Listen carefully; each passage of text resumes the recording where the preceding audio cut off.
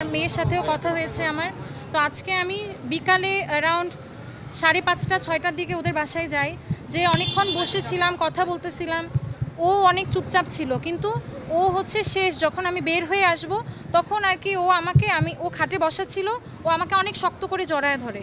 তখন জড়ায় ধরার পরে আমাকে বলে যে আপনি তো বললেন যে আল্লাহ যা করে ভালোর জন্য করে, আমিও জানি আল্লাহ যা করে ভালোর জন্য করে, তাহলে আমার সাথে যা হলো এটা আল্লাহ কি ভালোর জন্য করছে।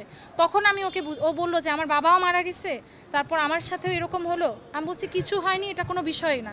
আর তোমার বাবা মারা গেছে, ওকে আমি ভালো করে বুঝাই বললাম যে তোমার বাবা মারা গেছে, এটা হয়তো তোমাদের জন্য কষ্টকর, কিন্তু এটা ওনার জন্য ভালো, কারণ উনি হচ্ছে জান্নাতে চলে যাবে, তোমাদেরকেও নিয়ে যাবে। আমি ওকে যতটুকু আমার পক্ষ থেকে বোঝানো সম্ভব। তারপর ওকে বললাম যে তোমার বিষয়টা এটা কোনো বিষয় না, মানুষের তো অ্যাক্সিডেন্ট হয়, একটা হাত ভাঙে, পা ভাঙে, এটা কোনো বিষয় না। তোমার সামনে এইচএসসি পরীক্ষা, আমি ওর গালটা জানেন এভাবে টানতেছি, আমি ওকে বলতেছি তোমার সামনে পরীক্ষা, তুমি হচ্ছে ভালো করে পড়ো, এসএসসিতে ভালো রেজাল্ট করছো শুনছি, এইচএসসিতেও কিন্তু ভালো করতে হবে।